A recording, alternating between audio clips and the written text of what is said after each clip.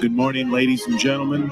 Welcome to the George W. Norris Legislative Chamber for the 22nd day of the 108th Legislature second session. Our chaplain today from Senator Hughes' district is Reverend Sean Kitzing. Our Redeemer Lutheran Church, Staplehurst, please rise.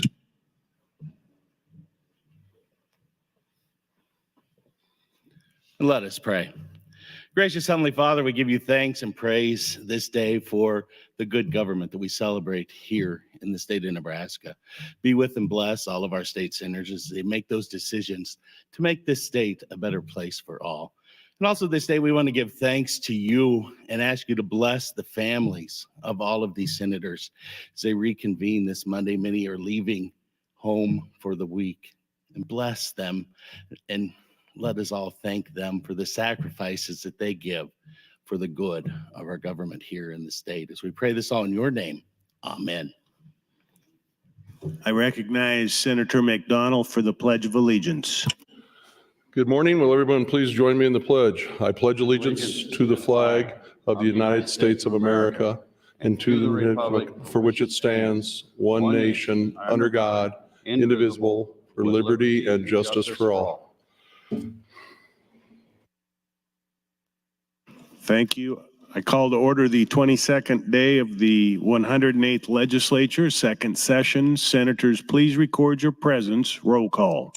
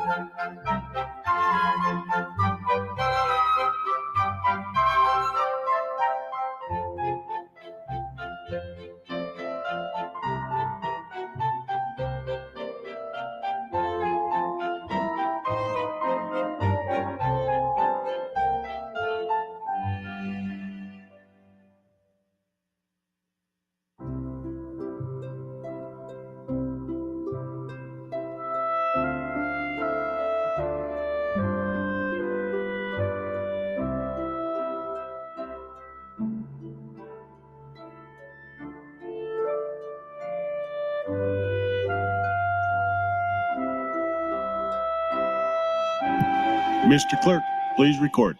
There's a quorum present, Mr. President. Are there any corrections for the journal? I do, Mr. President. On page 321, line 2, strike reported to the legislature for further consideration and replaced with placed on general file. That's all I have this morning.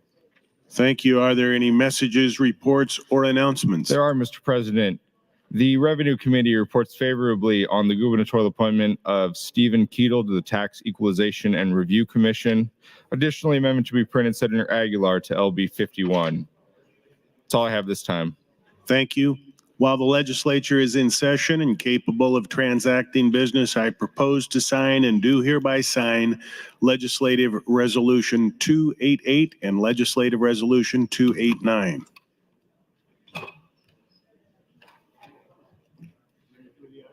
Yes, sir. Yep. Mr. Clerk, first item on the agenda, please. Mr. President, select file Legislative Bill 600A. Senator, I have nothing on the bill. Senator Ballard for motion. Senator Ballard for a motion. Mr. President, I move that LB 600A be advanced to E&R for engrossing. Members, you've heard the motion to advance LB 600A to E&R engrossing. All those in favor say aye. All those opposed, nay. It is advanced. Mr. Clerk. Mr. President, next item on the agenda, the Government, Military, and Veterans Affairs Committee would report favorably on the gubernatorial appointment of Craig Strong, Adjunct General of the Military Department. Senator Brewer, you're recognized to open on the appointment. Thank you, Mr. President. Good morning.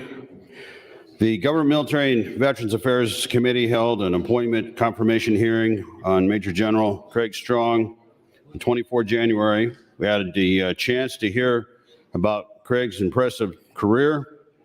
First, as a military officer with his multiple opportunities to serve his country in different capacities, both state and nation.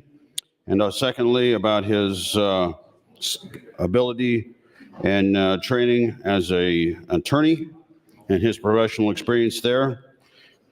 He was appointed by Governor Pillen.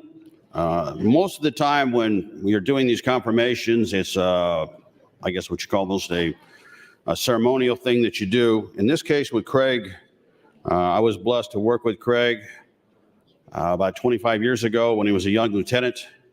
We are very fortunate that the selection that Governor Pillen made is what I believe to be the finest individual he could have selected in the Nebraska National Guard. So I strongly support and endorse Craig Strong. The committee voted out unanimous.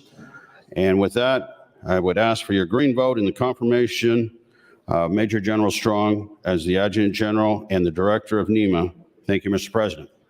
Thank you, Senator Brewer. Senator Michaela Cavanaugh, you're recognized to speak. Thank you, Mr. President. Good morning, colleagues. This is more of a housekeeping statement / question.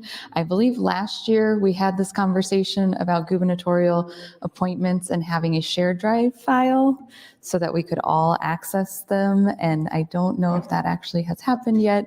So I'm just taking a moment to say thank you to Senator Brewer for bringing forward this confirmation report, and hopefully we can find a way forward that we can look at these reports in advance. Thank you so much.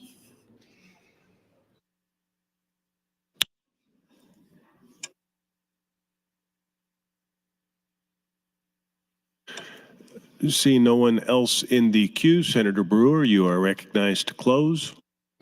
Thank you, Mr. President. I will call down to the office, and I can't guarantee they can digitally get things in very fast, but I can get a paper copy of Craig's bio so that anyone and everyone who is interested are welcome to it.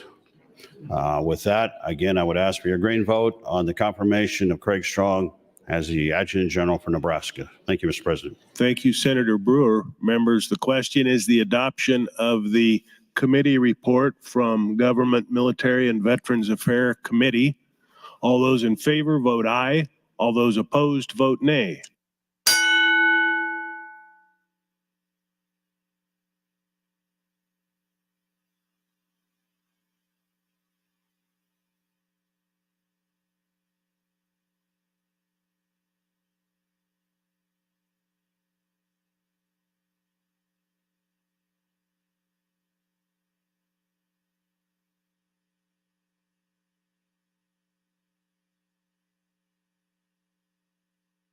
Record, Mr. Clerk. 38 ayes, no nays, Mr. President, on adoption of the gubernatorial appointment report. The report is adopted. Mr. Clerk. Mr. President, next item, the Natural Resources Committee would report favorably on the gubernatorial appointment of Theodore Vasco to the Nebraska Environmental Trust Board. Senator Bostoman, you're recognized to open. Thank you, Mr. President. Good morning, Nebraska. Good morning, colleagues. The Natural Resource Committee held a confirmation hearing on January 25th, 2024 to consider the gubernatorial appointee, Theodore Ted Vasco. Mr. Vasco is a new appointment to the Nebraska Environmental Trust Board to serve a term from October 24th, 2023 until March 10th, 29. He is a District 1 member of the board. The Nebraska Environmental Trust Board is comprised of 14 members, 3 from each of the 3 districts, who are appointed by the governor, as well as the 5 agency directors from the departments of Game and Parks, Natural Resources, Agriculture, Environment and Energy, and HHS Public Health. The Environmental Trust Board meets quarterly and holds special meetings in between when needed or as needed. The mission of the Nebraska Environmental Trust is to conserve, enhance, and restore the natural environments of Nebraska. The trust is to complement existing activities, stimulate private investment, and emphasize long-term gain. The trust is to lead in the development of a vision of Nebraska's future environment. The trust is to collaborate with public and private efforts to achieve that vision. Mr. Vasco is from Papillion, Nebraska, and is a self-employed real estate developer as well as a farmer. He is a Millard High graduate and is in the Coaching Hall of Fame at Creighton Prep. He was also the Nebraska Game and Parks Coach of the Year for 2003 for trap shooting, and he has been a Ducks Unlimited youth mentor and was Sportsman of the Year in 1999. In addition, he has served on the Sarpy County Tourism Board.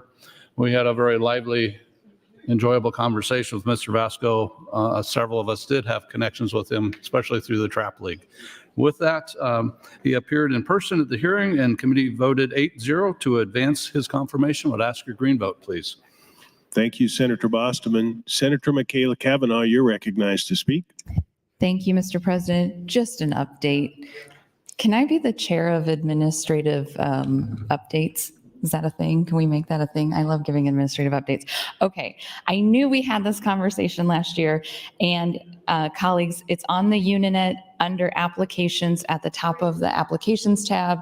There is the gubernatorial appointees, and there is a drop-down menu. Thank you to Teresa Ramos in the Tech Center for creating this great resource for us all. And if you happen to, I know I was hanging on Senator Bosselman's every word, but if you happen to miss who we are talking about and you go to the agenda, you just have to go look at that line on the journal for the report out of the committee reports. Thank you, Mr. President. Thank you, Senator Kavanaugh. Senator Frederickson, you're recognized to speak. Thank you, Mr. President. Good morning, colleagues. Good morning, Nebraskans. I just want to rise really quickly as a member of the Natural Resources Committee and voice my support for Mr. Vasco and his nomination. He was very thoughtful in his committee hearing. He had a lot of things to share, and clearly is, I think, going to contribute a lot to this board. I also wanted to share that Mr. Vasco has a very special connection to the legislature, as Senator Bosselman mentioned. He is a trap shooting coach. For folks who don't know, he was the coach of our very own clerk, Mr. Metzler, in trap shooting at Prep, who holds a record in trap shooting for Creighton Prep, I believe, of sorts. So Senator Brewer, you better watch out. There might be a better shot in the chamber than you. I don't know, but so I just want to quickly share some support of Mr. Vasco and urge folks to go vote green on his appointment. Thank you. Thank you, Senator Frederickson. Seeing no one else in the queue, Senator Bostelman, you're recognized to close. Thank you, Mr. President. Thank you, Senator Frederickson, for reminding me of that. My son, I think, actually shot against our clerk at that time, and I was a coach at Oak Creek 4-H Sporting Club. I think we had a good rivalry going on there between our two clubs, although our clerk was shooting on a high school team and my son was shooting on the 4-H team, so they really didn't compete head-to-head for trophies, but they did on scores. So with that, I ask for your green vote for the confirmation of Mr. Vasco, please. Thank you. Thank you, Senator Bostelman. Members, the question is the adoption of the Natural Resources Committee report. All those in favor, vote aye. All those opposed, vote nay.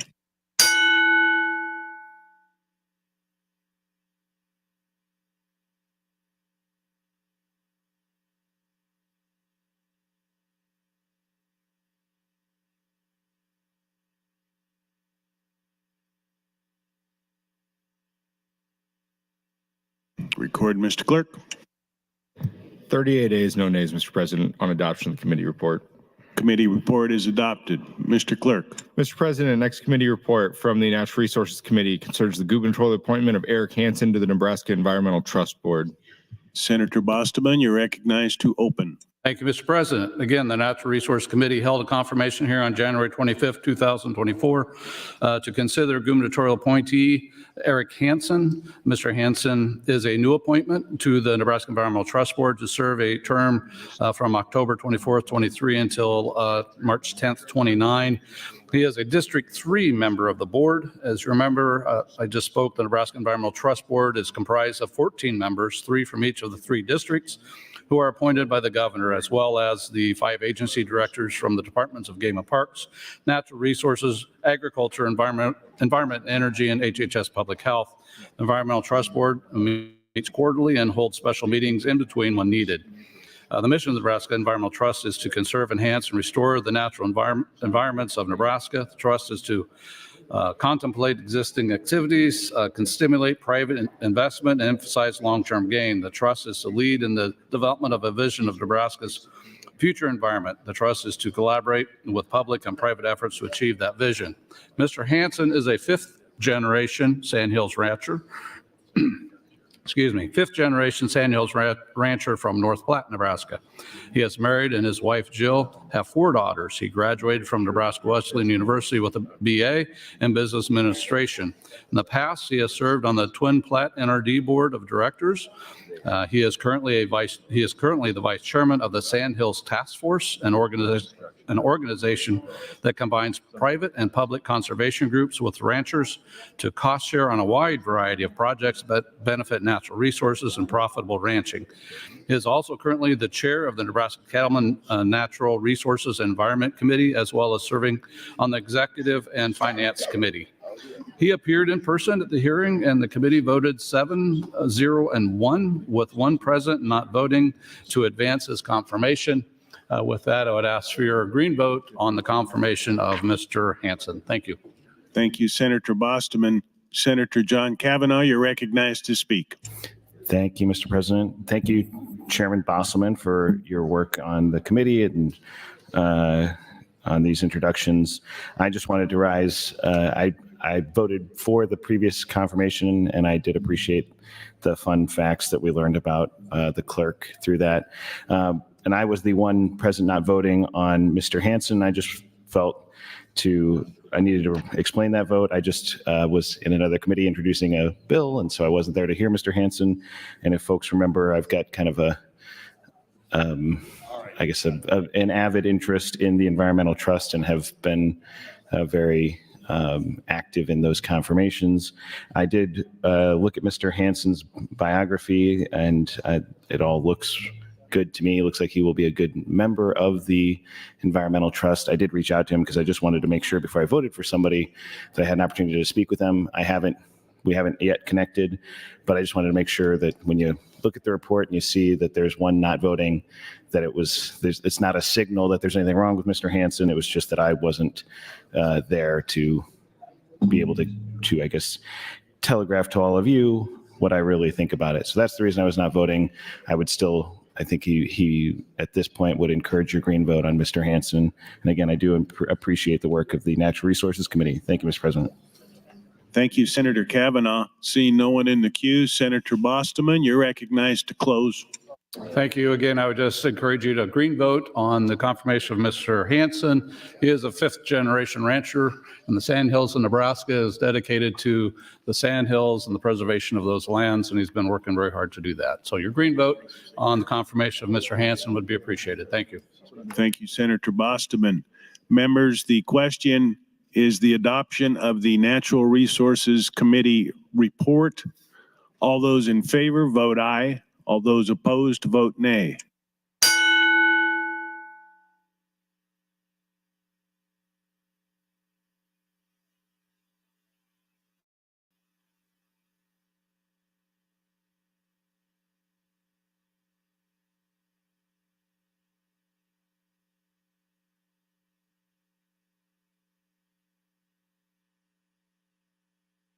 Record, Mr. Clerk.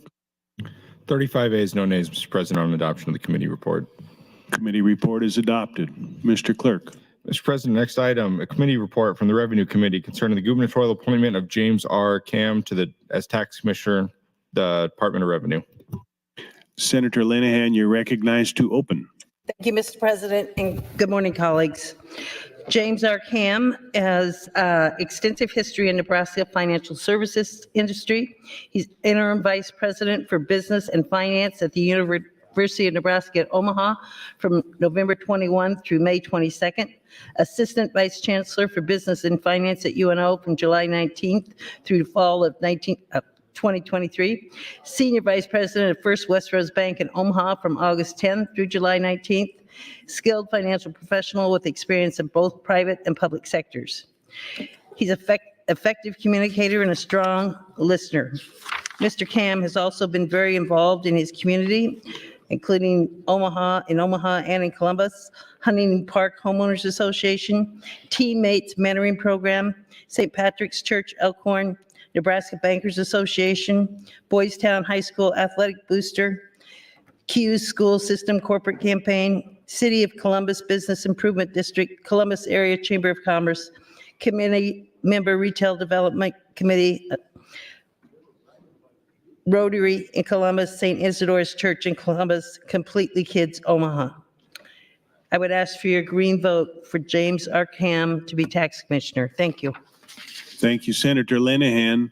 Seeing no one else in the queue, you're recognized to close and waive.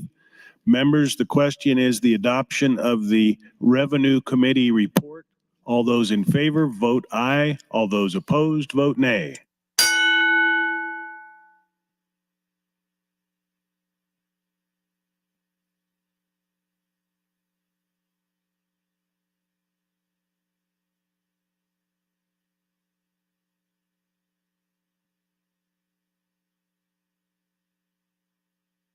Record, Mr. Clerk. 37 ayes, no nays on the adoption of the report. Committee report is adopted. Senator Lowe and Senator Meyer have some guests in the north balcony from the Buffalo County Youth Advisory Board in Kearney, Nebraska. Please stand and be recognized by your Nebraska Legislature.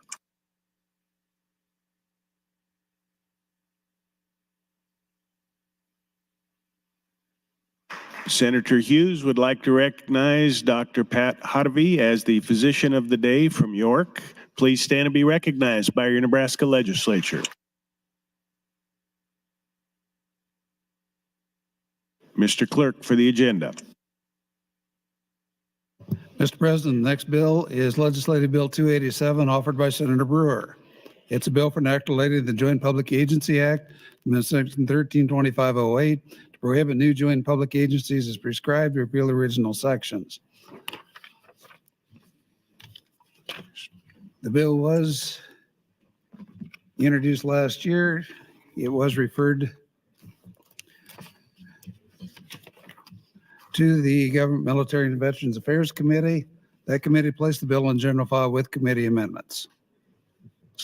Thank you, Mr. Clerk. Senator Brewer, you're recognized to open. Thank you, Mr. President. This bill was the shell bill that I introduced last year. We had a committee amendment that guts the bill, and we used it as a vehicle for our committee package. So I'll explain the committee package and the contents of the bill on my next time up the mic. Thank you, Mr. President. Thank you, Senator Brewer. As the clerk stated, there's a committee amendment. Senator Brewer, you're recognized to open on the committee amendment. Thank you again, Mr. President. All right, so LB 287 is the shell bill that we introduced last year. AM 2060, that is a committee amendment. It contains 6 other bills that we heard in the government committee. The first one is LB 47 from Senator Dorn that adjusts the notice requirements for public meetings held by the local fire districts. It includes LB 269 from Senator Holleran, restores our redistricting timeline that we had to change. It was scrambled as a part of our COVID-related delays in the 2020 census. Then we have LB 2302, which is Senator Linehan's, and it would require more transparency from our public officials related to conflicts of interest. Then we have LB 313, that's Senator Lowe's bill. It would adjust our procedures for filing congressional vacancies. We have LB 513, was a bill to update our Open Meetings Act. It accounts for situations where the public body gets their notice out in time to the local newspaper, but when the paper cannot get the notification published in time, this corrects that. It also uses a video teleconferencing as a type of way of having public meetings. And lastly, we have LB 514, which was our 2023 elections cleanup bill from the Secretary of State. The government committee voted the package out last week 8-0. Would ask for your green vote on AM 2060 and a green vote on the base bill of LB 287. Thank you, Mr. President. Thank you, Senator Brewer. Mr. Clerk, for an item. Mr. President, Senator Clements would move to amend the committee amendments with AM 2343. Senator Clemens, you're recognized to open on AM 2343. Thank you, Mr. President. I'm introducing AM 2343 as an updated version of my legislative bill 390, which was heard in the government committee February 2nd, 2023. It was voted out to the floor March of 22nd of 2023 and is on general file. LB 390 was brought to me by the Secretary of State to update processes regarding early ballots that are mailed to voters and to clarify duties and requirements for voter agents who obtain and turn in ballots for others. The amendment amends Section 32808 and 32943 of the Election Act. There are 14 pages to the amendment, but there are not that many changes. Page 1 changes section 28, the time early ballots are to be mailed out prior to an election. It changes the early ballot mailing out date from at least 35 days to not more than 30 days. This 30-day limit is to match the current 30-day period for obtaining a ballot in person. The rationale for aligning these time periods is logistical. Ballots are certified by the Secretary of State 50 days before an election. Having two ballot mailing deadlines, 35 days and 30 days prior, has created printing and delivery problems with ballot availability, especially as early voting has become more popular. Having equal time periods provides 20 days rather than only 15 days for the Secretary to prepare and mail thousands of early ballots to voters. Pages 1 and 2 amend section 32 to clarify the duties and requirements for voter agents. Existing law allows voter agents to pick up or request a maximum of 2 ballots for voters who appoint them as agents. However, the return of ballots by voter agents is not currently outlined in law. The amendment clarifies that a voter agent may also return a ballot for no more than 2 early voters. The agent would sign the outside of the ballot envelope as well as the voter. To avoid undue influence, the bill also excludes the agent from being the voter's employer. Page 3 adds an exception to the 2 ballot limit for residents in long-term care or assisted living facilities. A facility may designate up to 2 employees as special voter agents who may request or return ballots for any of their residents wanting help. They would register with the Secretary of State to serve as special voter agents on behalf of the facility. Pages 3 to 7 add in 3 places that the agent, in addition to the voter, is to sign the voter's oath on the envelope of the returned ballot. Pages 8 to 14 are instructions for the election officials in counting ballots, adding the agent's signature language for 5 types of voting circumstances that may occur. Finally, page 13 sets the effective date at January 1, 2025. Ballot envelopes have already been printed for 2024, so the Secretary requested more time to make these changes. We had hoped to get a July 1 of 2024 effective date, but the Secretary requested that we put in January 1, 2025. So this provision will not affect the 2024 elections.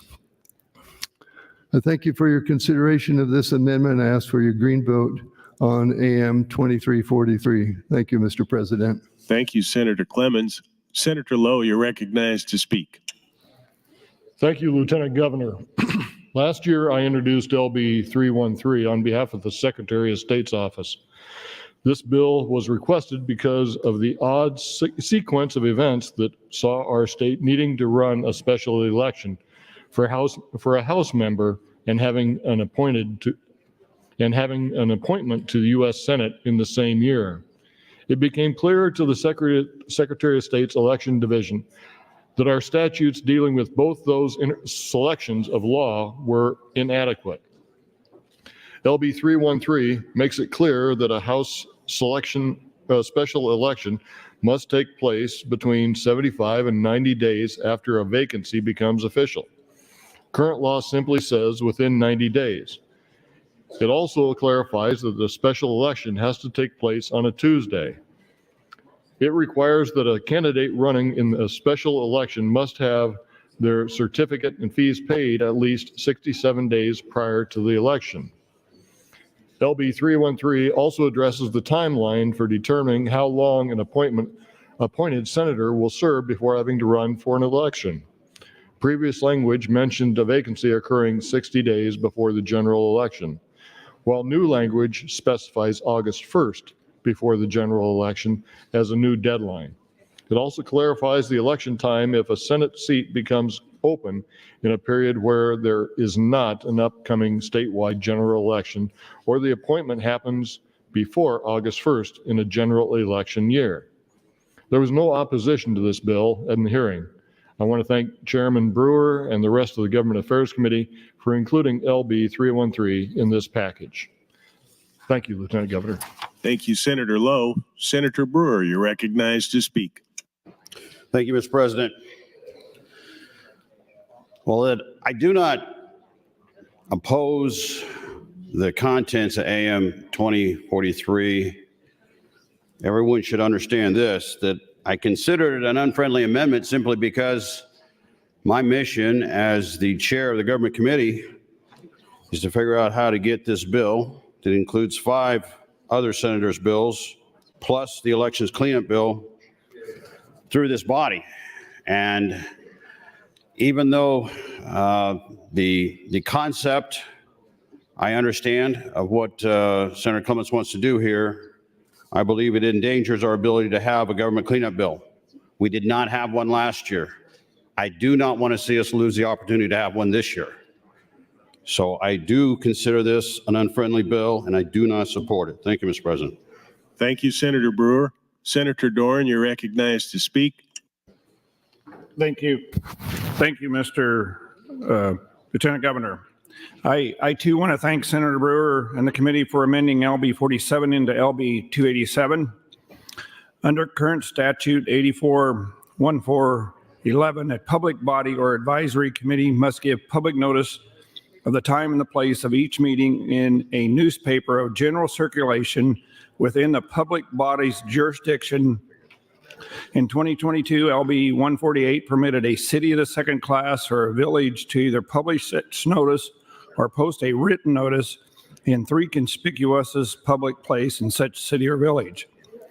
Last year, I introduced LB 47 at the request of a small rural fire district. That bill in 2020, LB 148, did not include small rural fire districts. The bill would simply add a governing body of a rural fire district or suburban fire protection district to the list of public bodies currently allowed to post a notice in 3 conspicuous places. I want to emphasize that these notices must be in conspicuous places. In other words, something like a bank or a post office. They can't be in the back of a service station, backed by the restroom or whatever. I think it is appropriate to allow these smaller bodies who have limited financial resources to post the notice if they choose to, rather than have it published in a newspaper. Again, thank you to the government committee for incorporating LB 47 into their committee package. Thank you, Senator Dorn. Senator Conrad, you're recognized to speak. Thank you, Mr. President. Good morning, colleagues. I rise in support of LB 287 and the government committee package amendment 2060. I rise in opposition to AM 2343 and would just want to reaffirm our chair's assessment that this is an unfriendly amendment. I appreciate and understand why Senator Clements is trying to move items on his personal legislative agenda forward, as is our practice. But I do feel like this is an unnecessary restriction on voting rights. If you go back and you check the committee statement in regards to the original bill, LB 390, you can see that this measure that Senator Clements put forward garnered significant opposition and raises serious issues about what I believe would be enacting more barriers to voters' rights to participate in an election and in our process, with a lot of unanswered questions. So I would ask the committee to, or the body to reject this amendment, or if Senator Clements wants to move forward with additional debate, to really ask members to check the committee statement, to ask committee members questions about their concerns with LB 390. And with that, I'll close on that component.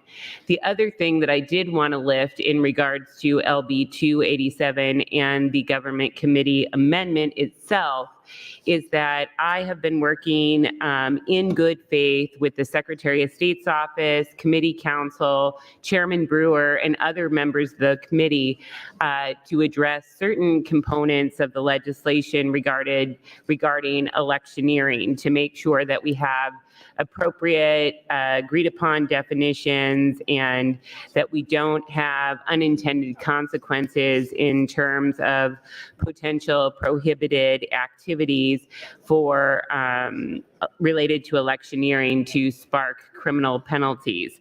So I know that we perhaps need to do a little bit more technical work from general file to select on making sure that those definitions and appropriate exclusions are reflected in the committee amendment.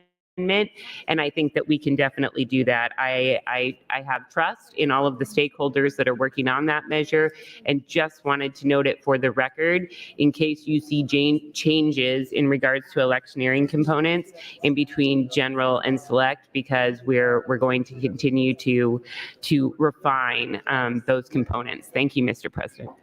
Thank you, Senator Conrad. Senator Halloran, you're recognized to speak. Thank you, Mr. President. Good morning, colleagues. I want to thank Senator Brewer and the Government, Military, and Veterans Affairs Committee for including LB 269 into LB 287. I introduced LB 269 last year, which was brought to me by the Secretary of State's office. The bill would put back into place all the changes to the redistricting timelines this body made in 2021 in LB 285. These changes were necessary due to the census data being late for the first time in history. Colleagues, as you recall, the census was late because of the difficulty under COVID-19 issues to collect it in a timely fashion. It is now time to put back the original deadlines for boundary changes to their original language prior to start of 2024 election cycle. Thank you, Mr. President. I yield my time. Thank you, Senator Halloran. Senator Linehan, you're recognized to speak. Thank you, Mr. President. Good morning again, colleagues. I rise in support of the government's amendment to this bill and the overall bill. I'm also going to voice support for Senator Clements' amendment. But first, I'm going to go back and thank the Government Committee for including LB 302, which will amend the Nebraska Accountability and Disclosure Act. This bill will harmonize language to include political subdivisions as a descriptive term. LB 302, which is now part of the amendment, will extend disclosure reporting to all public employees whose decisions might distinguishably benefit or cause a detriment to their family or other associations. Public officials of any public subdivision would have to follow the same disclosure rules and procedures as elected officials. Consequently, those officials who would have prepared written statements for public record about potential conflicts and abstain from activities that could be a conflict of interest. During when this hearing, we received amendments from the Accountability and Disclosure Commission. The language that the committee adopted will now cover all officials, elected, non-elected, that hold public office. Additionally, public employees would need to make disclosures that their salaries and benefits are over $150,000. LB 299 also created a carve-out for SIDs or sanitary improvement districts exempt from this bill. So I was surprised in the federal government, when you reach a certain salary level, you have to do a disclosure just like an elected official, because at certain salary levels, you are making decisions about spending or not spending money, about who to give contracts to and who not to give contracts to. So at that point, there needs to be some transparency as to who's doing what. So we're not talking about our staff, well, at least not very many of them at that salary, but if any, but there are inside our agencies staff that's well in that 150 and over who make decisions. There should be transparency. So I'd appreciate the support for that. On Senator Clements' amendment, and I looked at the committee report as Senator Conrad suggested, and I see Civic Nebraska and Civic Nebraska table and the ACLU. And maybe there's something really wrong with it. Here's what I do think is really wrong, which has been going on. I also looked at committee statement, and Secretary of State is for it, and so is the Deputy Secretary of State. I think when we have these special elections, or maybe any election, and we have places, whether it's a school or the library, or people drive up instead of going to a ballot box or dropping their ballots, well, they call it harvesting. That's what they call it, ballot harvesting. I think it's very dangerous. I especially think it's not right when it's on a bond issue and you can call parents and ask them why they haven't voted yet, and all you have to do when you drop off your children, drop your ballot off too. I don't think that's right. And maybe Senator Clement's bill isn't perfect and this amendment isn't exactly what it should be, but this is something we need to stop. So thank you, Mr. President. Thank you, Senator Linehan. Seeing no one else in the queue, Senator Clemens, you're recognized to close on AM 2343. Thank you, Mr. President. Again, this was adjustment to election procedures brought to me by the Secretary of State, changing early ballot mail out from 35 to 30 days. And currently you can only pick up or request 2 ballots as an agent. It is silent on what you can return as an agent, and it says you can return 2 ballots as an agent, although it does have an exception for nursing facilities. And the effective date is not till January 1 of 2025. It's not going to affect 2024 elections. And I have spoken with Senator Brewer, and I'm willing to make adjustments on select if there are problems in any of the sections that he sees. We haven't had a chance to talk about the details, but I would ask for your green vote on AM 2343. Thank you, Senator Clemens. Members, the question is the adoption of AM 2343. All those in favor, vote aye. All those opposed, vote nay.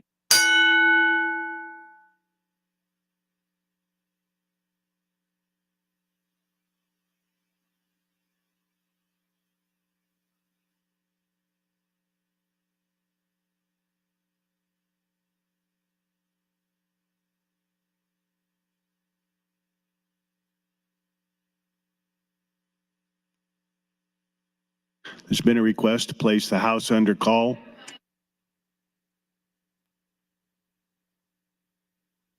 Record, Mr. Clerk. 25 ayes, 14 nays in adoption of the amendment, Mr. President. AM 2343 is adopted. Senator Brewer, you're recognized to close on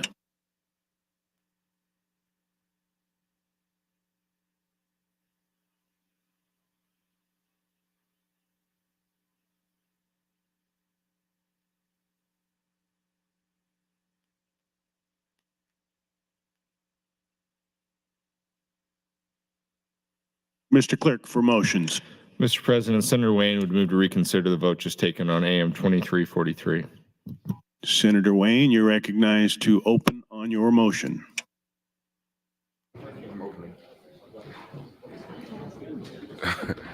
Thank you, Mr. President. Colleagues, well, this is an issue that I think Senator Brewer said it best when he was on the mic, that he was trying to make sure that this got passed and we didn't take up a lot of time, but the adoption of AM 23 turns this into a filibuster. And so I don't know anything else to say but that, whether it happens on general file or select file. I don't know how you don't move this now to at least a long debate. And with that, I'm gonna yield the rest of my time to Senator Conrad. Senator Conrad, you have 9 minutes and 15 seconds. Okay. Thank you so much, Mr. President. Thank you so much to my friend, Senator Wayne, for his swift procedural work. As per usual, very adept application of the rules available to all of us. Friends, I rise in support of the reconsideration motion, and would really ask everyone to pay attention. It's Monday morning. We're excited to see each other after busy, long weekends with family and in the district and preparing for our hearings this afternoon. And there's been a lot of collegial chatter in regards to our important work together. That being said, amid that chatter, there is a serious amendment that Senator Clemens has filed here. You have heard the analysis from Chairman Brewer that he considers this amendment to be unfriendly. And let me be clear, it is. If this measure is attached to the government committee package, which was put together in good faith with a host of thoughtful measures brought by a diverse amount of members in this body to make improvements to aspects of voting and accountability and public participation laws, I think that those measures are in jeopardy. What AM 2343 is in essence LB 390 as introduced by Senator Clemens, which makes significant changes to vote by mail processes and the ability of voters to utilize an agent to return their ballots. This has particular implications for seniors and for voters who are differently abled in particular. So we need to slow down real fast. And we need to draw our attention to what Senator Clemens has put before us and which received majority support a few moments ago. Now, to be clear, there are good faith, principled disagreements about whether or not we should have vote by mail, about whether or not we should have agents involved in the process. Colleagues, I will tell you the government committee has heard a host of different measures that have been brought forward seeking to restrict voting rights, seeking to erect barriers to public participation, and the government committee has decided not to put those forward in our government committee package due to the complex and controversial natures of those big debates regarding voter integrity and elections. You'll remember, colleagues, that we worked together in an arduous but good faith fashion last year to implement the will of the voters in regards to the constitutional amendment on voter ID. That was an opportunity to not only effectuate the will of the people, but to ensure that we were doing so in a way that did not perpetuate unfounded myths regarding voter fraud, and that did not otherwise disenfranchise eligible voters in Nebraska from participating. That was a very challenging task that we took up together. Everybody gave a little bit, everybody got a little bit. We figured out how to effectuate the will of the voters. We worked closely with election commissioners, the Secretary of States, and other election officials to try and bring that forward. And we have listened carefully on the government committee to citizen concerns about election integrity. And you can look no further than your local election officials, than Nebraska's very conservative Secretary of State, which has demonstrated, which has researched, which has been clear. There may be other issues with voter fraud in other states, but not here, not in Nebraska. And we need to be very, very careful about taking down this committee package with a host of smart bills in it if we're going to keep AM 2343 on it, which is LB 390. This measure is not needed. This measure is controversial. This measure poses significant threats impediments and barriers to the utilization of vote by mail, which more and more Nebraskans utilize in every cycle, and the ability to work with agents to return your ballot that would have significant and disproportionate impacts on senior voters and voters who are differently abled. So I'm going to ask you to pull up LB 390 quickly. We're probably going to have enough time this morning because we're probably going to get stuck here until we move forward, unless we can get a quick favorable vote in terms of Senator Wayne's reconsideration motion, because I think this will sink the government package, which is important and needs to move. And I think it will definitely inject a significant amount of needless controversy into our well-run elections that are well-run because of our Secretary of State and our hardworking local election officials. These are absolutely solutions in search of a problem. They're addressing matters that are not present in Nebraska, and they do nothing more than put more impediments in place for otherwise eligible voters to exercise their voting rights. Thank you, Mr. President, and I would urge a swift adoption of Senator Wayne's motion to reconsider.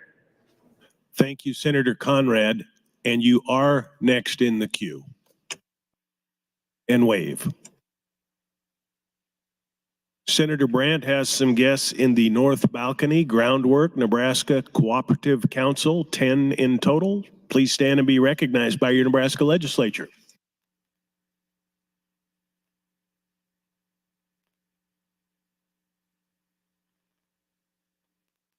Senator Linehan, you are recognized to speak.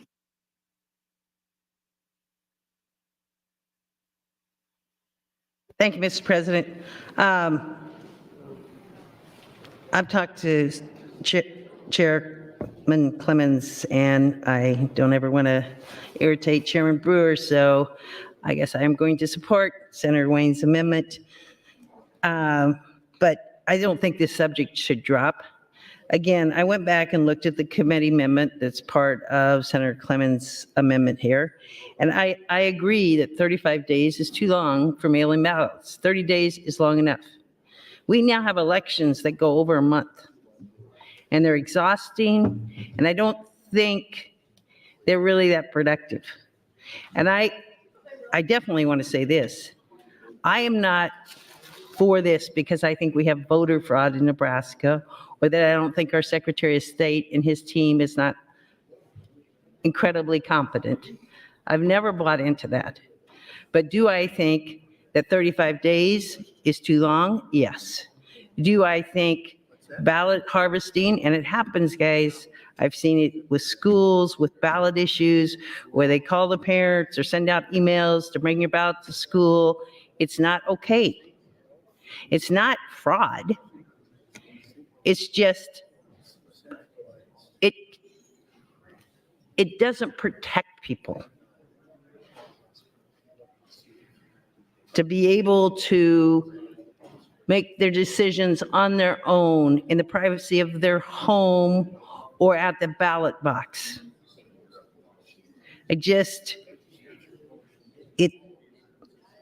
Again, Secretary Evans and Wayne Benna both supported this bill. So I hope between now and select, there are going to be more conversations. I trust that Senator Conrad has some legitimate concerns, and I hope the committee will work with Senator Clemens and try to address those concerns. But to keep peace, I will support Senator Wayne's amendment. Thank you. Thank you, Senator Linehan. Senator Clemens, you're recognized to speak. Thank you, Mr. President. Didn't realize there were still issues regarding this amendment, and speaking with Senator Brewer, and I've also heard that Secretary of State does not want to lose the basic provisions of LB 287. And so I'm going to ask you to vote yes to reconsider the vote, excuse me, vote yes to reconsider the vote on AM 2343 and to defeat AM 2343 so that we can come to a resolution on to some provisions that would not be detrimental to LB 287. So I would ask for a green vote on the reconsider motion and then a red vote on 2343. I would not be able to withdraw the amendment because it has passed one vote, but this is the process basically to withdraw my amendment. Thank you, Mr. President. Thank you, Senator Clemens. Senator Wayne, you're recognized to speak.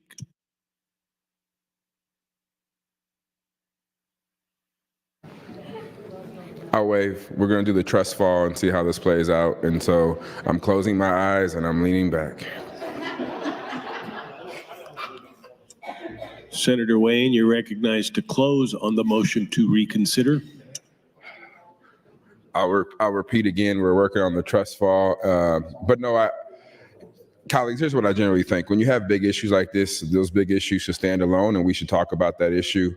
What we shouldn't do is add these on committee cleanup bills and committee non-controversial bills because it does cause problems down the road. And actually, that's how we got into our prison crowding. Now that I got a little bit of time to close, I'll tell you, we got rid of our 1/3 rule, which was the standard rule for 60 years on something like this, where it was a cleanup and they actually did, well, I don't know if Senator Perch did not accidentally do it, but crossed it out and something like this happened where it was a non-controversial bill, slid that part in, and literally our 1/3 rule was gone, and it's hard to get that back in because it is a controversial rule that took a lot of years to pass in the 1970s, and it's been that way until really 2000s when that happened. So I think it's right to motion to reconsider. If you have big ideas, let's make sure we have a full conversation about those big ideas. I'm disagreeing with it, but we shouldn't necessarily do it this way. So I'd ask for a green vote on the motion to reconsider. Thank you. Thank you, Senator Wayne. Members, the question is the motion to reconsider. All those in favor, vote aye. All those opposed, vote nay.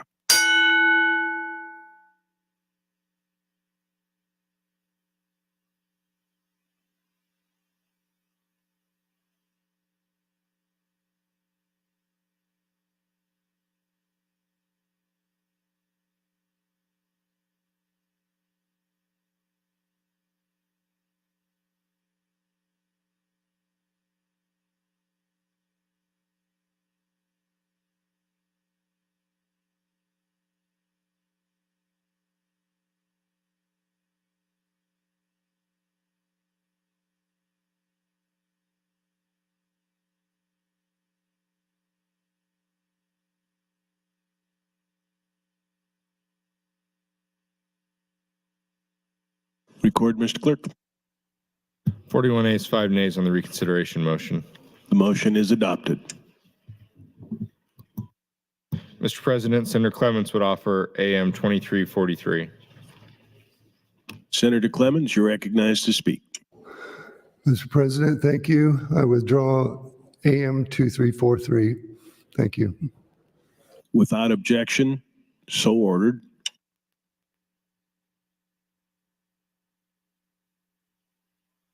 Returning to debate on AM 2060, Senator Clemens, you're recognized to speak.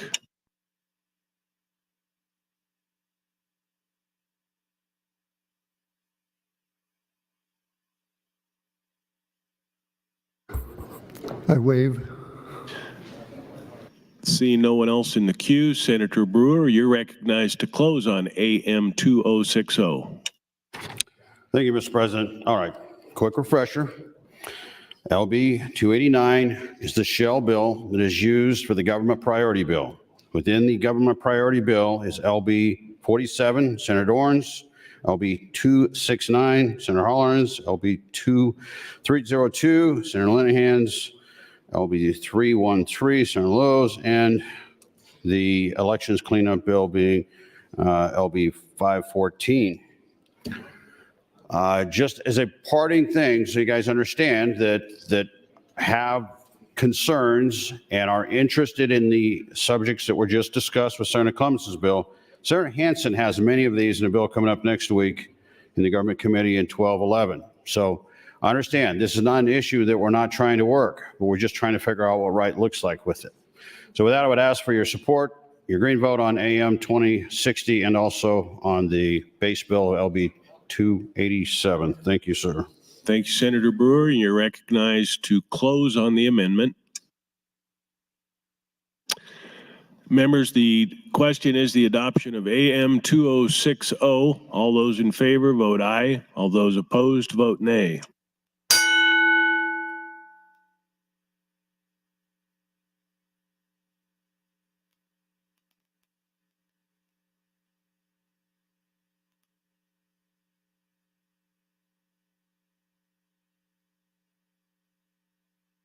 Record, Mr. Clerk.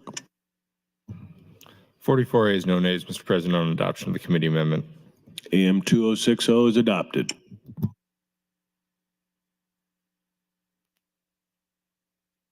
Is there any further discussion on the bill?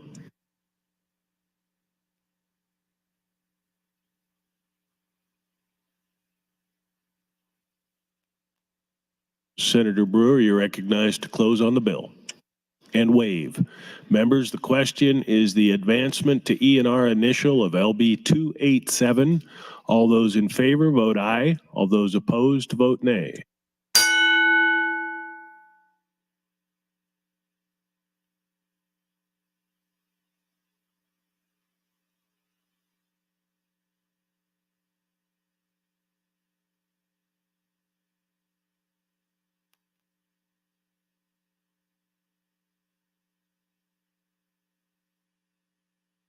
Record, Mr. Clerk.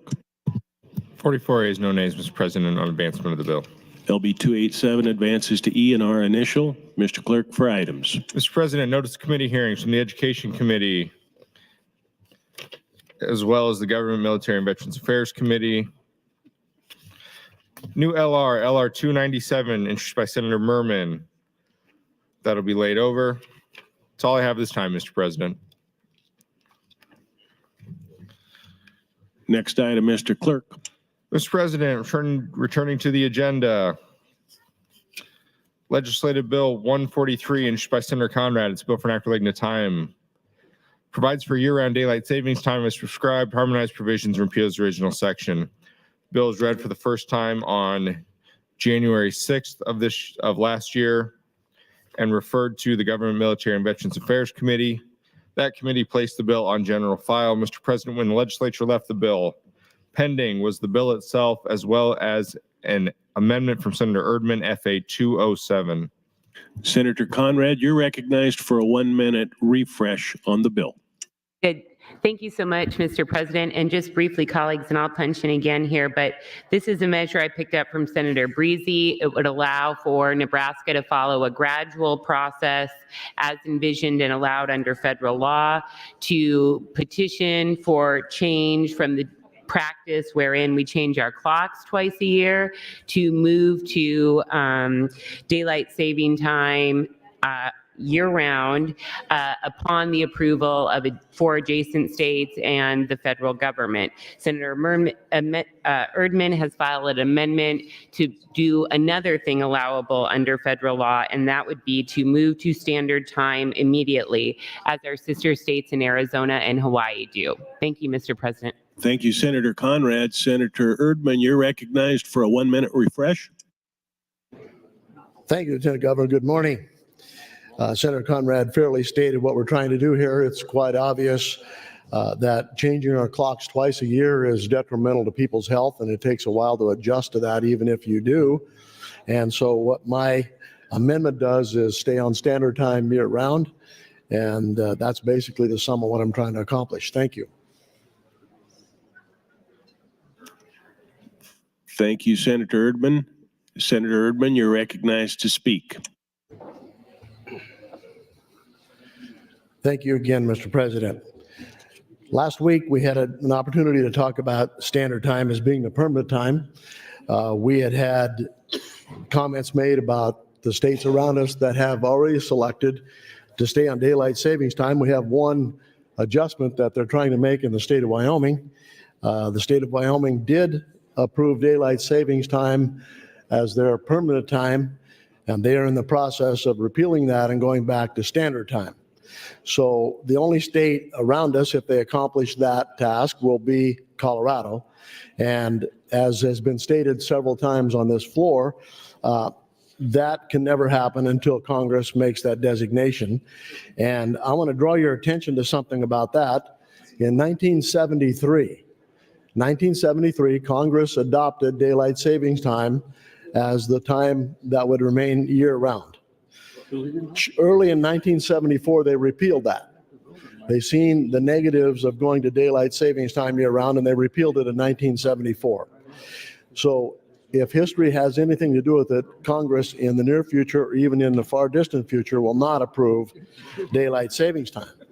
And I passed out a document to everybody in the room that has a map that shows how many days the sun will come up after 8 o'clock and where it comes up, when it comes up now if we stay on standard time. I want to bring your attention to the fact that over one half of the state will have over 100 days when the sun comes up after 8 o'clock. And if you look at the map that I presented to you, if you look at that group of counties, starting with Cherry County at the top to the southern border, they will have 140 days that the sun will come up after 8 o'clock. And the latest it will come up in December in that region is 9/10. So if you live in Valentine, Nebraska, if daylight saving time become the permanent time, the sun will arise at 9:10 a.m. There is significant issues with having the sun come up after 9 o'clock anywhere in the state. And you'll notice even in Lincoln, Nebraska, under this proposal, you'll have 120 days that the sun will come up after 8 o'clock. So it's an issue that we have to deal with that is unforeseen if you don't look at the map. And so as you look at that map and you draw your own conclusions about what daylight savings time will mean to this region where the most population live, it is a problem. And so going to permanent time, we can do that without congressional approval. It's an opportunity for us to not change our clock twice a day. It is also an opportunity for us to improve people's health because of the time change, as well as adjusting to the time change. And so as I mentioned last week, some of the things that you need to take into consideration, and as I said this morning earlier to some people I was speaking with, is follow the science. And the science proves that changing to daylight savings time is detrimental to your health. So some of the comments that you'll see in that same document that I sent out, that had passed out, is permanent daylight saving time is the worst option. And I would say if you do not adopt standard time as being the year-round time, you need to stay with what you have.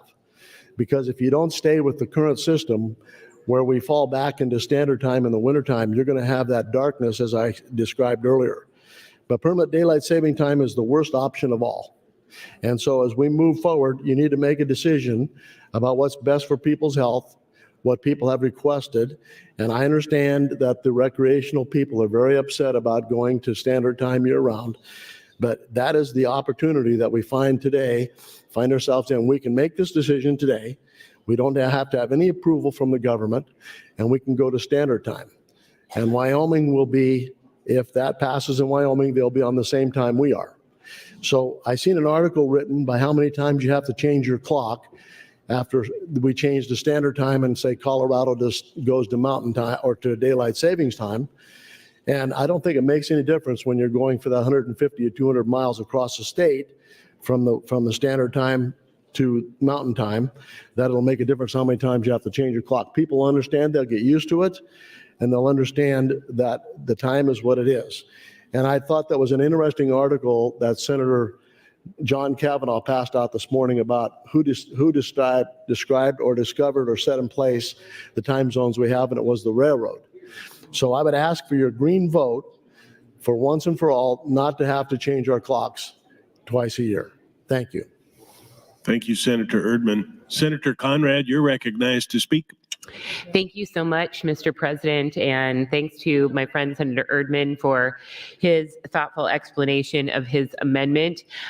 Multiple constituents, colleagues, stakeholders have said what are you going to do in regards to Senator Erdman's amendment? I do consider this a friendly amendment. I do consider this an important policy choice for the legislature. I think this is an excellent policy discussion.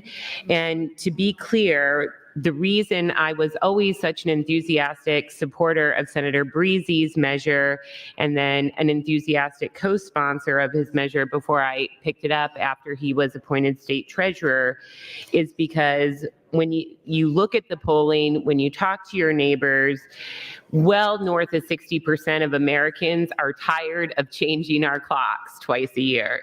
It is disruptive from a health perspective, from a conservation perspective, from a parenting perspective, and it definitely impacts economic issues as well. That being said, LB 143, as introduced by Senator Breezy, follows a gradual approach allowed under federal law that about 20 of our sister states have also adopted to adopt permanent daylight saving time upon the agreement of adjacent states and the federal government.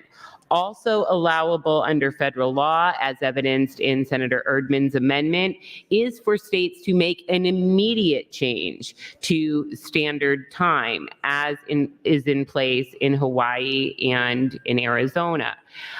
Colleagues, just to refresh your recollection and in good faith to opponents who have contacted me, there was robust discussion at the committee level. That discussion has continued on the floor, lifting up legitimate concerns from our partners in the golf industry and the broadcasting industry, which talked about how if Senator Erdman's amendment were adopted, that may impact their business, recreational opportunities for Nebraskans, and broadcasting and programming issues for Nebraskans. I am going to support Senator Erdman's amendment, and I'm going to support the underlying bill, whether his amendment is adopted or not. My primary goal is to effectuate a way for us to stop with the significant disruptions in changing our clocks twice a year. I've read the studies from both sides about what option is the best. I think that they have merit. I think that they are well researched. And I also think it's a close call. I definitely think there are positive attributes and potential unintended consequences from choosing either option, whether that's permanent daylight saving time or setting our clocks solely to standard time. That being said, I specifically wanted to bring this forward because as a mom of two little ones, I know how disruptive that twice a year time change used to be for their nap schedules, used to be for their sleep schedules, and is still hard on them today, even though they're a little bit older now and don't require naps most days. But I have heard a lot of great feedback from constituents about how they agree that changing our clocks twice a year is disruptive for a variety of reasons. That's the easy part. And then people of goodwill definitely have strong feelings about the best way to go about it. Senator Erdman's amendment would allow us to move immediately. 1 minute. Thank you, Mr. President. LB 143, as originally introduced in advance, follows a more gradual process. With that, I'm happy to answer questions. I hope that we can get to a vote on this today. It's been languishing on the agenda a bit as we've attended to other matters, but I think it would be great to get a vote and move forward. Thank you, Mr. President. Thank you, Senator Conrad. Speaker Arch, you're recognized to speak. Thank you, Mr. President. I would agree with Senator Conrad. We've talked quite a bit about this over time, but I have a question for Senator Conrad. I want to make a statement. If she would just, I want to make sure I'm thinking correctly on this. So, as I see it, we in the body here have three choices. We can do nothing, in other words, and that would be a no vote on everything, including 143. We can do daylight standard time permanent, which is really a trigger bill. Some other conditions would have to occur. So that would be a no on FA 207, a yes on 143, a yes on the underlying bill. And that would be sometime in the future, like I say, a trigger, right? And then there would be a permanent central standard time, yes on FA 207, which would amend, and then yes on the bill. And that would take effect, and this is my question, when? The effective date of the bill? Is that when that would take effect? But those are the three options that I see right now in front of the body as far as votes go. And I just wanted to make sure, I just want to confirm that with you, Senator Conrad, and in particular, the effective date, if we vote yes on the floor amendment, the effective date of that. So if Senator Conrad would yield to a question. Senator Conrad, would you yield to a question? Yes, So- of course. Yes, so Senator Conrad, you heard my three options. First of all, is that correct? Those are the three options in front of us? Yes, absolutely. Okay, and then effective date on the floor amendment, what would be the effective date for that? Thank you, Mr. Speaker. And so my understanding, and I'll clarify if I'm wrong here, but LB 143 does not have an emergency clause. So if Senator Erdman's floor amendment were to be adopted and would reflect the body's decision to move immediately to standard time as is allowable, it would take effect approximately 3 months after it were signed into law by the governor under our current practice. Okay, and daylight savings time, if LB 143 were to be adopted without the floor amendment, nothing would happen immediately. That would sit and wait for some of the other conditions to be met surrounding states, those types of things, correct? Yes, that's correct, Mr. Speaker, 100% right. So if floor amendment 207 is rejected and 143 moves forward, that would take effect in Nebraska 3 months after it was signed by the governor, as is our practice, and then no action would happen until 3 adjacent states around Nebraska also adopt that practice. Currently, Colorado and Wyoming have. Other neighbors are immersed in discussions as we speak. And then Congress must also act. Those are the two contingents that must occur if LB 143 goes forward without Senator Erdman's amendment. So it would be a much more gradual process and uncertain at best, but would follow the path that I think about 19 of our sister states have moved in as they've joined this effort over the last 5 years. Okay, thank you, Senator Conrad. Thank you, Mr. President. Thank you, Mr. Speaker, and thank you, Senator Conrad. Senator Merman, you're recognized to speak. Thank you, Mr. Lieutenant Governor. I rise today in support of Senator Erdman's FA 207 and standard time. Ensuring we have sunny mornings may seem like a simple convenience issue, but the reality is it's a public health issue and a public safety issue. Our bodies and brains have a natural need for sunlight in the day and dark in the night. In this case, I'm not a neuroscientist, but I can read their opinion and defer to them. Professor of Neurology from Washington University, St. Louis, Raman Malhotra, writes that permanent daylight savings time is the worst option. Permanent standard time is more natural for our bodies and the best option for our health. A professor from University of Colorado, Kenneth Wright, writes, all evidence suggests permanent standard time is going to be healthier. So why is this? Because our body has a natural wake, work, and sleep rhythm. Permanent standard time is closer aligned with that. Permanent daylight savings time is not. So we are not aligned with that natural rhythm and instead follow daylight savings time. The American Academy of Sleep Medicine writes there could be an increased chance of chronic sleep loss leading to risks of obesity, cardiovascular disease, and depression. I have a list with me of about 40 professional or academic health organizations who have endorsed permanent standard time as the best year-round clock for these reasons. This is not just a health issue, but also a safety issue. With permanent daylight savings time, we see a dangerous combination of sleep-deprived drivers and children walking to school in the dark. To give some examples, allow me to read some headlines and portions from newspapers when we last passed permanent daylight savings time back in 1974. If you're curious about seeing these articles, I'm happy to show them to you. School girl hurt, accident blamed on time change is one. Children had to meet their school buses in darkness, confronting traffic, still relying on headlights. Children's deaths spur bid to repeal daylight savings.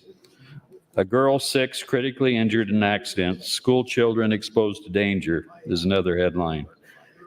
I have personal experience quite often driving through small towns and around rural Nebraska when kids are getting on the school bus early in the morning when it's dark, and I can verify it's much more dangerous at that time when they have to get on the bus, whether it's in town or out in the country in the dark.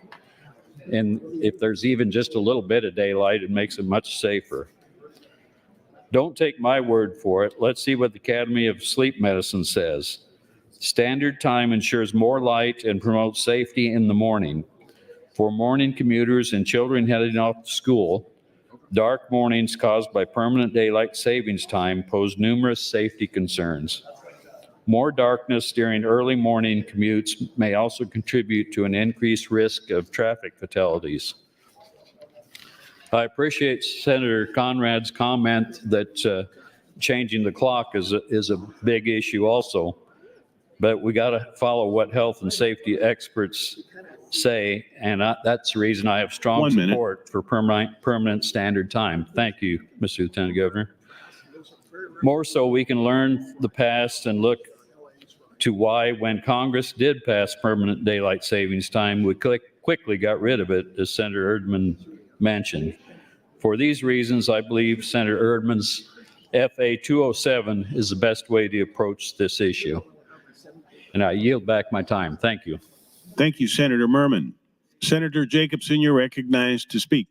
Thank you, Mr. President. I'll be brief. I've thought about this quite a bit. I've gotten a lot of emails on this issue and other issues. One thing I've learned loud and clear from my constituents is don't mess with our time, okay? And so I think we've concluded, as others have said, that moving the clocks forward and backward, people are sick of. People are telling us, I think, loud and clear, we don't want to do this anymore. So we want to go one way or the other.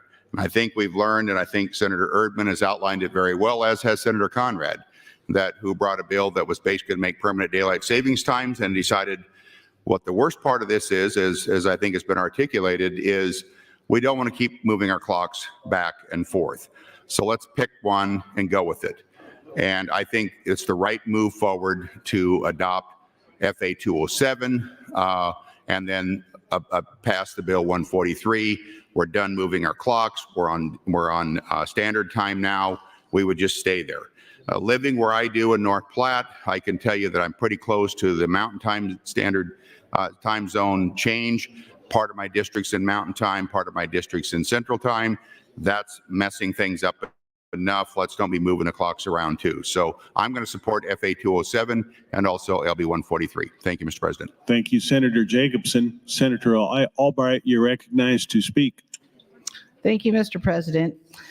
Well, we're going to find out that we all come from different parts of the state, and we all have different needs. I, of course, am in Northeast Nebraska, which would affect, obviously, the South Dakota, Iowa area that we do business in. But I just want to just put on the record, Jim Tim, the president and executive director of the Nebraska Broadcasters Association, had sent me a letter, and I think it's important to read through the programming disruptions, station programming that Nebraskans count on on hearing or viewing in certain times of the day would be disrupted.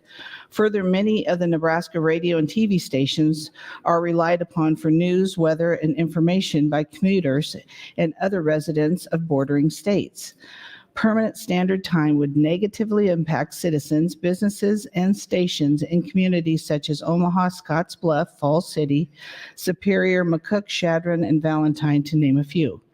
On the AM radio access, the Federal Communications Commission, the FCC, requires most AM stations to reduce their operating power or cease operating between sunset and sunrise in order to avoid interference with other AM stations.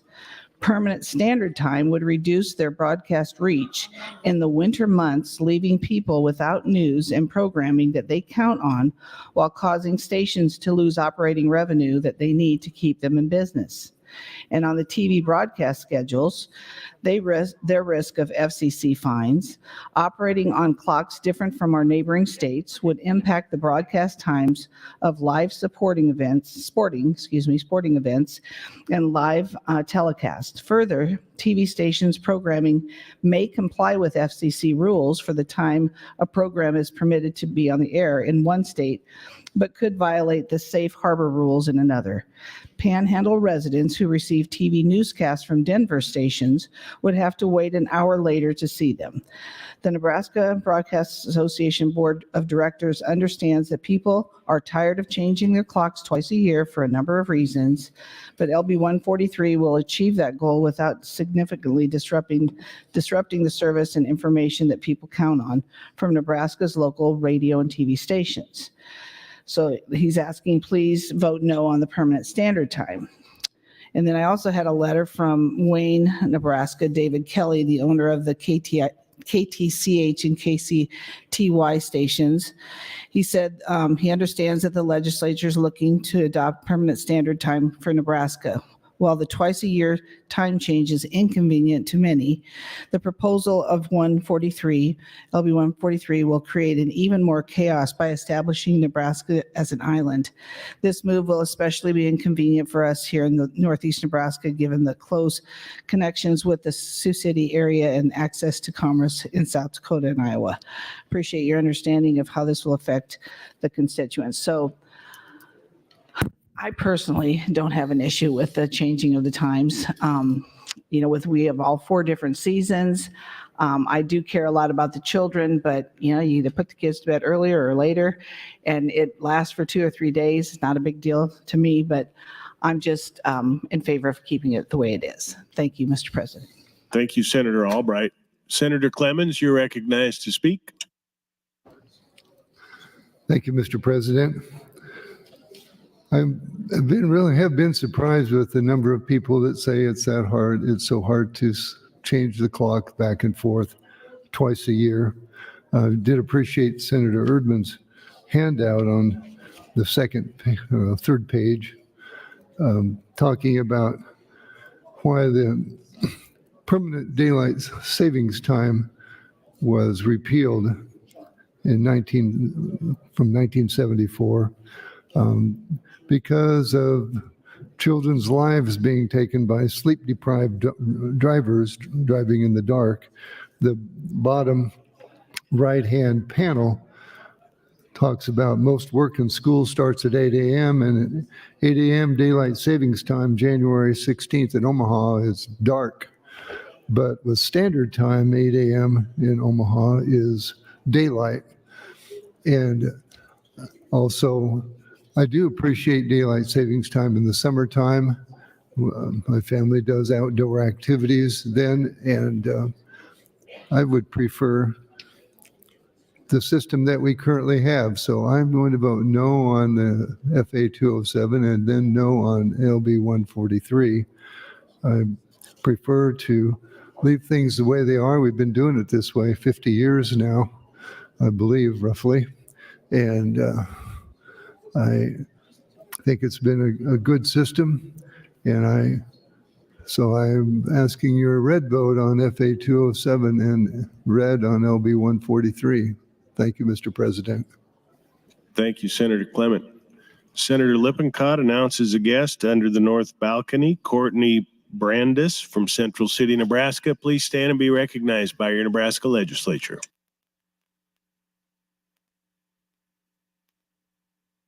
Senator Erdman, you're recognized to speak. Thank you, Mr. President. Good morning again.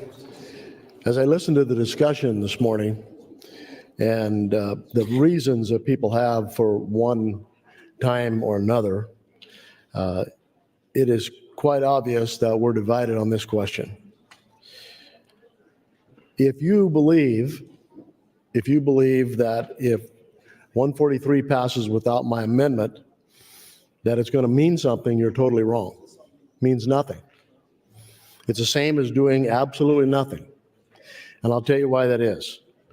It's because Congress tried this in '73 and it didn't last, making daylight savings time permanent.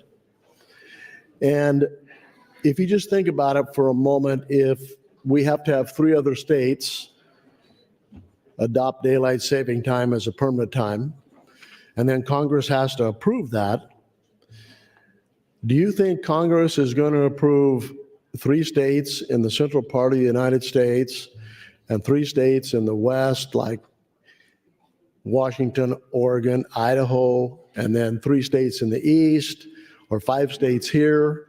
You're totally wrong. They're not going to do that. What will happen if they make a decision on daylight savings time, we won't have to do anything because they will make it nationwide. That will be the decision. The congressional decision will be either standard time everywhere in the United States or nowhere. That's what it's going to be. And so if FA 207 doesn't pass, I'll be voting against LB 143 because it does nothing. It absolutely does nothing. And so I've been told many times in meetings that I've attended, you can't make a negative motion. And that's basically what 143 is without FA 207. And so I think Senator Merman explained the issues very well about the scientific ramifications, the health issues, the safety issues that are going to be dealt with if you make daylight savings time permanent. And so I won't go into that, but I just wanted to make you aware of the fact that it will never happen. It will never happen that 3 states adjacent to Nebraska, or even 3 states including Nebraska, will ever become a time zone of their own. It will never happen.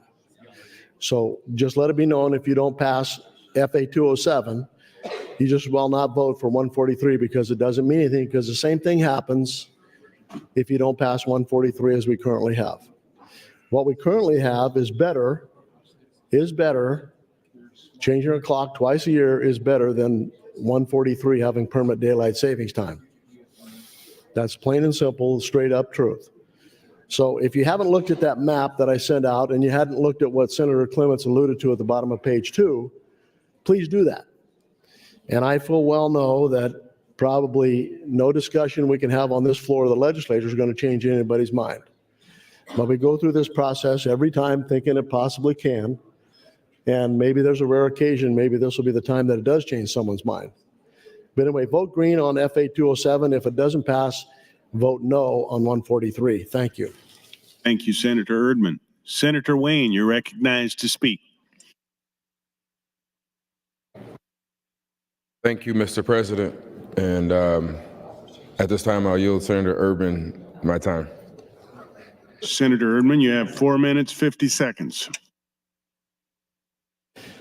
Thank you, Senator Wayne. You know, Senator Clements made a comment about the information about when it was repealed, this daylight savings time was repealed, and that information is on page 3. And in 1974, from Nebraska State Senator Roman Oruska, he made a motion in Congress against daylight savings time. So we've been talking about daylight savings time and permanent time longer than it took us to repeal the Helmet Law. That's quite a while. And so this is the first time that I know of, and I'm not a historian in the legislature, but I think this is the first time we're going to have an opportunity to vote on this. And so when you make that vote, make sure that you've reviewed that document that I sent, that I distributed, and make sure you understand exactly what your vote means. Your vote means absolutely nothing unless you vote for 207. Thank you. Thank you, Senator Erdman. Senator Meyer, you're recognized to speak. Thank you, Mr. President. So in 1973, Congress voted to go to year-round daylight savings time, and then shortly thereafter repealed it. Golly, is that the first time Congress got something wrong? I think not. But shortly after that, they finally got it right the next time, and we've been doing that for the last 50 years. If only things in our daily lives were as simple as changing our clocks twice a year. I know my life is much more complicated than that. There's much bigger issues than changing clocks. I think this issue is a much to do about nothing. I have 6 grandchildren that play softball and baseball, and we work long hours on the farming and ranching. And if my grandkids are, I know a couple of the towns they play do not have lights on their field. So that means that we have to quit whatever we're doing at 4 o'clock so they can start their games earlier in the day, or possibly not even have their parents attend their games because it's dark by 8:30 or 9. I just don't see the wisdom of that. All of the quotes that were handed out here on the floor are basically 50 years old. Where else do we listen to scientific facts that are 50 years old? Nowhere. So I would encourage a no vote on both of these issues.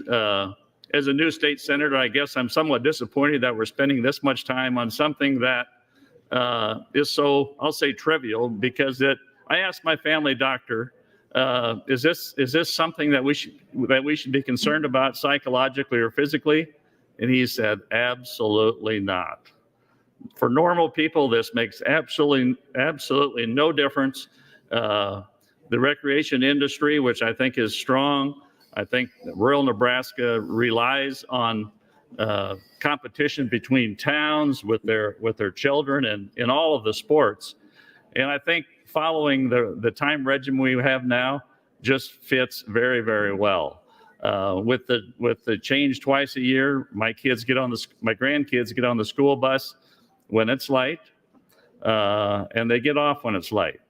And I am just not a fan of either one of these bills, and I would encourage your vote no on both of these. Thank you. Thank you, Senator Meyer. Senator Slama, you're recognized to speak. Thank you, Mr. President, and good morning, colleagues. While I do agree with most of the United States in that we should at some point stop changing our clocks, I believe this is a federal issue. The problem is if we adopt FA 207 and we move Nebraska immediately to daylight standard time, we're going to be creating Nebraska Standard and Nebraska Mountain Standard Time. And we're going to be on an island. We will have a different time zone than all of our surrounding states. There will be no continuity. We will be on our own. If we want to pass LB 143 and send a message to the federal government that, hey, we want to stop switching our clocks, that's fine. But if we're adopting FA 207 and making Nebraska its literal own island for daylight standard time, like, I don't think people realize how bad of a deal this is going to end up being.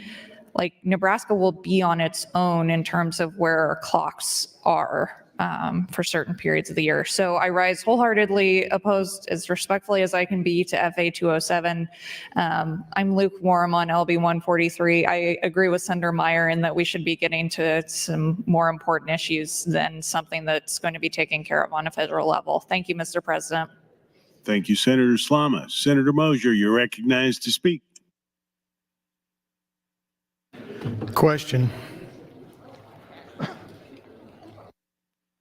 The question has been called. Do I see 5 hands? I do. The question is, shall debate cease? All those in favor, vote aye. All those opposed, vote nay.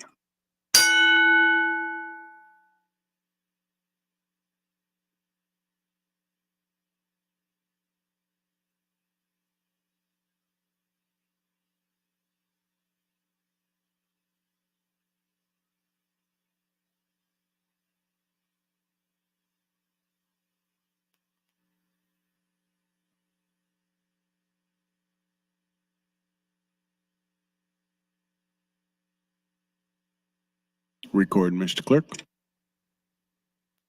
28 ayes, 2 nays, cease debate, Mr. President. Debate does cease. Senator Erdman, you're recognized to close on FA 207. Thank you, Mr. President. I want to call the House, so when you're ready to vote, everybody's here. There's been a request to place the House under call.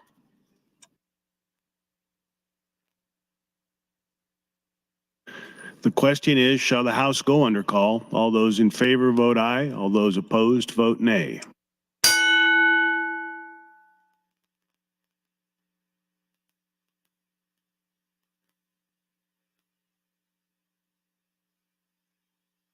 Mr. Clerk, record.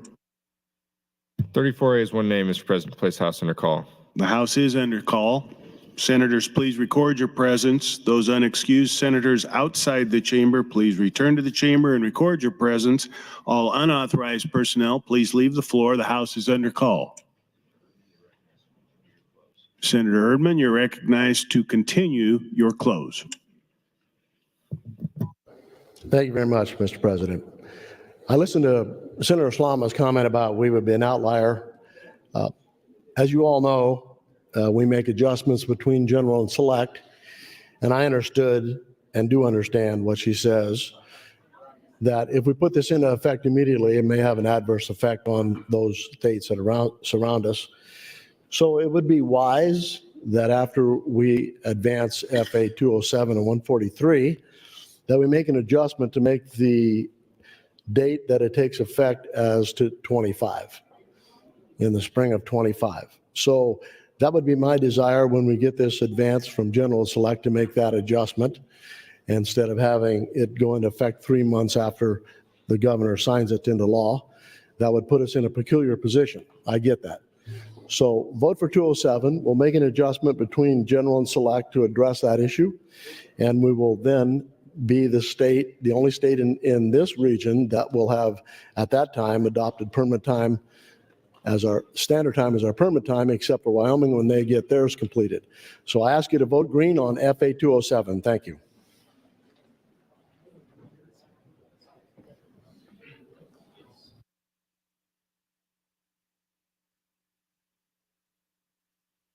Senator Michaela Cavanaugh, Senator Dungan, please return to the chamber and record your presence. The House is under call. All unexcused members are now present. Members, the question is the adoption of FA 207. All those in favor vote aye. Although roll call has been requested. Mr. Clerk. Senator Aguilar, voting yes. Senator Albright, voting no. Senator Arch, voting no. Senator Armendariz, voting no. Senator Ballard, voting no. Senator Blood, voting no. Senator Boston, voting no. Senator Bostar, voting no. Senator Bostelman, voting yes. Senator Brandt, voting no. Senator Brewer, voting yes. Senator John Kavanaugh, Senator Michaela Cavanaugh, not voting. Senator Clements, voting no. Senator Conrad, voting yes. Senator Day, voting no. Senator DeBoer, voting no. Senator DeKay, voting no. Senator Dorn, voting no. Senator Dover, voting no. Senator Dungan, voting no. Senator Erdman, voting yes. Senator Frederickson, voting no. Senator Holleran, voting yes. Senator Hansen, Senator Hardin, voting yes. Senator Holcroft, voting yes. Senator Hughes, voting no. Senator Hunt, voting yes. Senator Ibaugh, voting no. Senator Jacobson, voting yes. Senator Kauth, voting yes. Senator Linehan, not voting. Senator Lippincott, voting yes. Senator Lowe, voting no. Senator McDonald, voting yes. Senator McKinney, voting yes. Senator Meyer, voting no. Senator Mosier, voting no. Senator Merman, voting yes. Senator Raybold, Senator Reapy, voting no. Senator Sanders, voting no. Senator Slama, voting no. Senator Vargas, voting yes. Senator Von Gillern, voting no. Senator Walls, voting yes. Senator Wayne, voting yes. Senator Wishart, voting yes. Vote is 19 ayes, 25 nays, Mr. President, on the adoption of FA 207. FA 207 is not adopted. I raise the call. Returning to the queue, Senator Kauth, you're recognized to speak.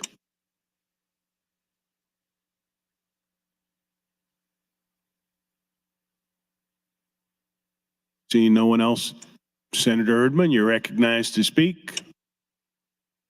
Thank you, Mr. President. I want to thank those who had the common sense to vote yes. I appreciate that. So, as I said earlier, this is now a nothing bill. This does absolutely nothing, okay? So just know if you vote green on this, that your vote is absolutely wasted because this is going to be something that will never be decided by Congress. So I'm voting no, and I encourage you to do the same. Thank you. Thank you, Senator Erdman. Senator Clemens, you're recognized to speak. Thank you, Mr. President. I prefer to keep the daylight savings time, standard time system the way we have it. I believe I did talk to my school superintendent, and he really doesn't want to have kids going to school in the dark in December and January. And that's probably my primary reason for continuing with standard time in the winter. But I still do want, I appreciate the daylight savings time we have in the summertime, but I think it should end in the fall like we do now. So I oppose LB 143 with year-round time, and agree with Senator Erdman that it really wouldn't change anything because it's a federal issue. And so I urge your red vote on LB 143. Thank you, Mr. President. Thank you, Senator Clemens. Seeing no one else in the queue, Senator Conrad, you're recognized to close. Thank you so much, Mr. President, and I am delighted that hopefully we'll have a chance to resolve this issue before we break for lunch today, and want to thank everybody who weighed in good faith with passionate, thoughtful arguments in regard to Senator Erdman's amendment and the underlying legislation. A couple points for your consideration on as I urge your advancement and adoption and support of LB 143. This is a measure that Senator Tom Breese brought forward for many years. There is a very diverse set of co-sponsors, including myself, that have added their name to this cycle and in years previous to give voice to their constituents' concerns that they find the twice-a-year practice of changing our clocks disruptive for economic, personal, health, conservation, and a host of different reasons. LB 143 follows a gradual approach allowed under federal law that 19 of our sister states have joined in the past 5 years that allow for an election of permanent daylight saving time upon the enaction by 3 adjacent states and congressional approval. I think that this helps to move forward a gradual, thoughtful way to urge our federal representatives to act quickly and to end the disruptive time change that it seems nobody really enjoys. Okay, not nobody. We heard from some folks that are just fine with the status quo, and they did a great job of sharing why. I actually wanted to make sure to thank Senator Albright for giving clear voice to the concerns from the broadcasters. I had that on my to-do list, and she did it in such a fantastic way. So I want to thank her for bringing that forward. I also want to thank Senator Erdman for bringing forward his floor amendment that gave the body an immediate option. And if anybody was concerned about whether or not the nonpartisan spirit was alive and well in the Nebraska Legislature, look no farther than the vote on Senator Erdman's floor amendment. That was really interesting and cool to see how people came together to decide how to cast their vote on that, and in good faith. Finally, I would just let you know that I did receive a note in regards to debate this morning, wherein the state chamber wants to add its support for LB 143, which was not reflected on your committee statement. So I just wanted to bring up that late support. I want to thank Senator Breezy for his longstanding leadership on this issue, and it's really fun to carry this bill forward. So let's get a vote and hopefully join 19 of our sister states to move towards ending the twice-a-year disruption in the time change. Thank you, Mr. President. I would urge your favorable vote on LB 143. Thank you, Senator Conrad. Members, the question is the advancement to E&R initial of LB 143. All those in favor vote aye. All those opposed vote nay.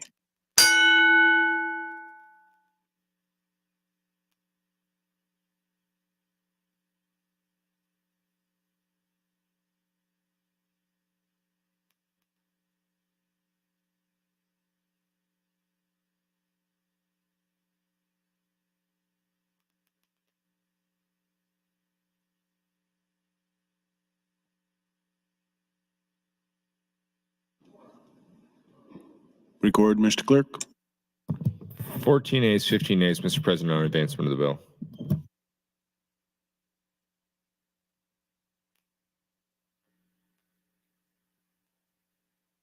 Senator Conrad, for what purpose do you? Yes, I rose to request a call of the House and a roll call vote.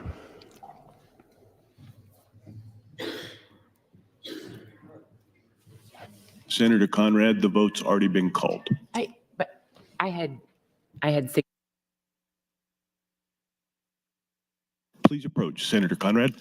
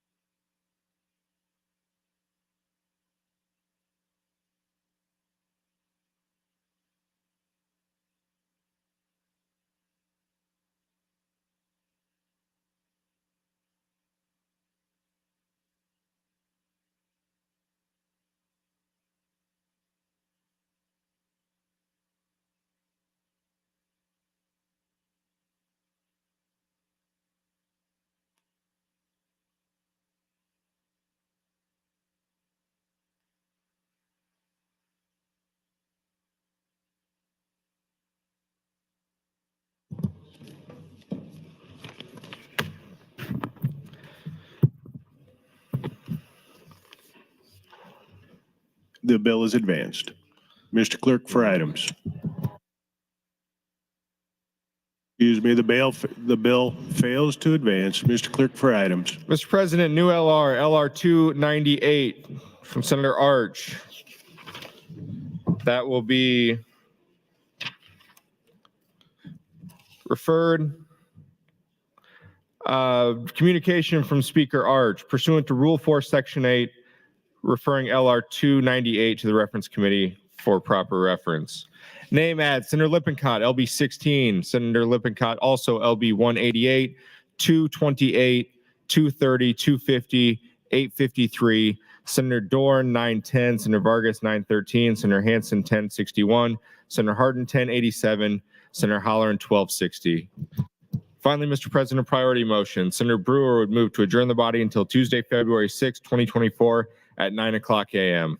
Members, you've heard the motion to adjourn for the day. All those in favor, say aye. Those opposed, nay. We are adjourned.